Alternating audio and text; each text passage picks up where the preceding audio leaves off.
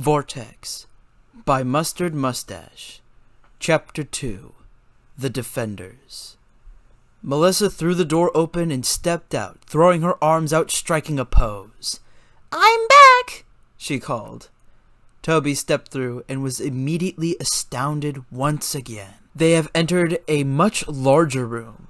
It had better lighting, better looking stone walls, but the most notable feature, the people. There were dozens of people that were inside, some over by some bookshelves in the back, some sitting by tables near the center, and all of them were looking at Melissa and Toby. "Welcome back, Miss Piercer and unknown guest." "Yo, Melissa, what's up?" "Is that a new guy?" "Melissa, what are you doing? Where's Kevin?" Everyone here started talking all at once. The first voice sounded very formal yet robotic. Everyone else sounded like they all knew Melissa, and a few seemed curious about the stranger she brought with her. Toby didn't know what to make out of any of this. He put his hands into the pocket of his green hoodie. Two people got out of their chairs, left their tables, and approached Toby.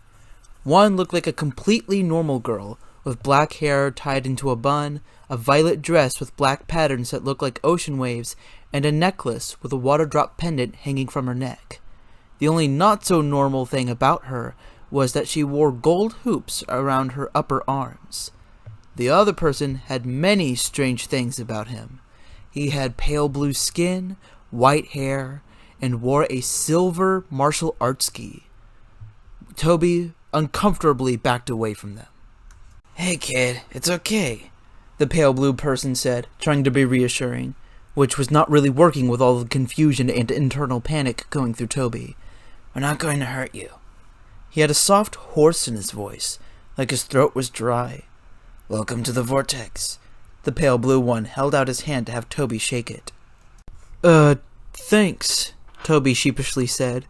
He hesitantly put his hand forward and gave a quick and small shake before putting his hand back into his jacket. Toby realized after shaking his hand that the boy's hand was significantly cold. The other two looked at each other with amused smiles. Toby quickly scanned the room for Melissa.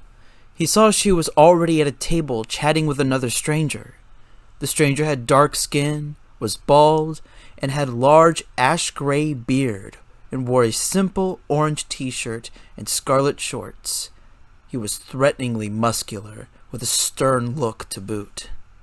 He felt as though Melissa left him on a stranded island filled with alien natives. A lot of this felt very alien, in fact. The stone with a strange violet magenta color, he could faintly hear something like distant waterfalls, and a lot of the residents here were wearing strange attire or had special features.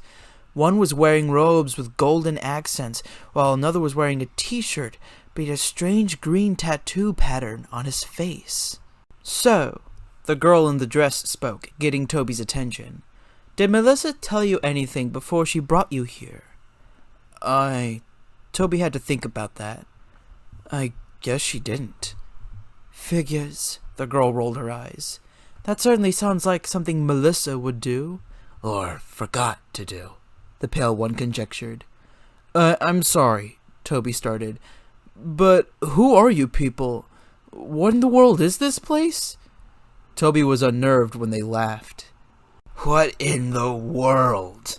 the pale blue one repeated. "Kid, we've got quite a story to tell you."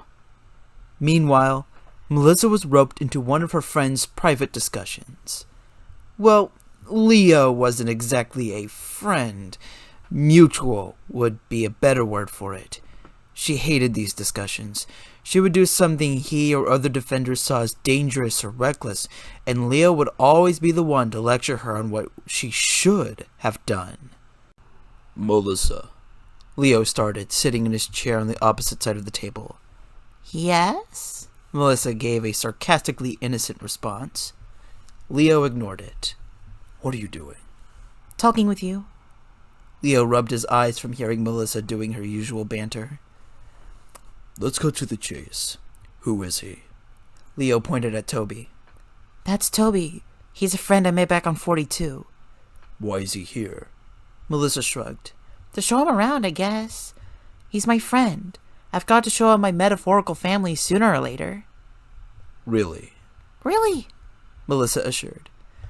But Leo was giving her a stare that meant he wasn't buying any of it. When are you going to learn that your games and tricks never worked on me? Leo, I'm not trying to trick anybody. Melissa said with full honesty. It's called having fun. So what can you do? Leo steered the subject back to where he wanted it. Toby? Melissa paused. Well, he is smart, and I was thinking of giving him a behind-the-scenes job. Like Like Paul. Leo interrupted to correct her statement. Melissa immediately stopped. That hurt her, more than she wanted to admit. Melissa, look, Leo said quietly. I know what it's like. I know how you feel, but you have to put it behind you. I know he won't come back, Melissa said, trying to end this discussion early. I know that you know, Leo confirmed. but he can't be replaced. I'm not trying to replace him. Then why is he here? Melissa stayed quiet. She looked over to Toby. He was talking to two other defenders. Without saying anything else, she left the table and Leo, leaving Leo's question to be answered perhaps another time. So let's answer your first question, the girl in the dress said to Toby. My name is Valentine, and his name is Jack. She pointed at the pale blue person. It's Cyrus, actually, The pale blue one corrected. people only started to call me Jack because your friend, Melissa, kept insisting that it should be my nickname. Your friend. That part stood out to Toby. Right now, it was bold of them to say that he and Melissa were actually friends at all. Melissa acts a lot more friendly with these people than she ever did to Toby. Melissa is a friend of yours, right? Cyrus asked, breaking Toby's train of thought. Well, I mean, I guess, Toby said, scratching his head. I'm sure she's better friends with you guys. I wouldn't be too sure, Valentine chimed in. You obviously mean something to her. You wouldn't be here if you didn't. Besides, she doesn't really talk to us all that much. Really? Toby was surprised to hear that. He wouldn't be able to tell that from her behavior right now. Well, not on her free time, Valentine corrected. But she is pretty social when out on missions and recon. Missions? Recon? Just who are these people? What is someone like Melissa doing being associated with them? What does any of this have to do with me? What's up, nerds? Melissa unexpectedly caved into their conversation and put her arm over Toby's shoulder. Is everyone getting to know each other? There was a slight pause. Well, Cyrus said before Toby could ask Melissa what is even happening. we're trying. Melissa, you didn't tell your friend here about any of this before inviting him in? Melissa raised a finger as if she was about to respond, then put it down. You know, Melissa looked at the floor, then at Toby. I should have done that. Yes, you should. Valentine was about to make a retort, but stopped. She looked at Melissa with a face of realization. Melissa, what about... Oh, shoot! Melissa shouted, making Toby step away from her. I completely forgot! What? Toby asked in a slight panic, only because he had no idea what was even happening. Forgot about what? Toby, wait right here. Melissa started towards the metal door they entered through. I just need to... The door flew open. The same robotic voice rang out. Welcome back, Mr. Kevin Cage. Melissa! Someone else ran in and called her name. He had long, pale blonde hair, wore orange goggles, blue shorts, a green sweater, and a strange plastic orange rectangle strapped to his chest. He looked to be in his early teenage years. Has anyone seen Melissa? Hey, Kevin. Melissa said sheepishly, as if she were caught for a theft. Kevin turned around and had a furious look on his face. Well, as far as Toby could tell. His eyes were hard to read through his goggles. Melissa! Kevin declared as if he found the culprit. Where in the multiverse were you? Here? Melissa said. Toby found it amusing that her strange, sarcastic answers were not just limited to him. I don't have time for this. Kevin was in a panic. A monster was spotted at a park nearby. Toby's slight amusement turned to great worry. Kevin, we've been through this. Melissa said without any worry. The pigeons of 42 are not dangerous. No, it's... No! Melissa was holding in a chuckle from Kevin's anger.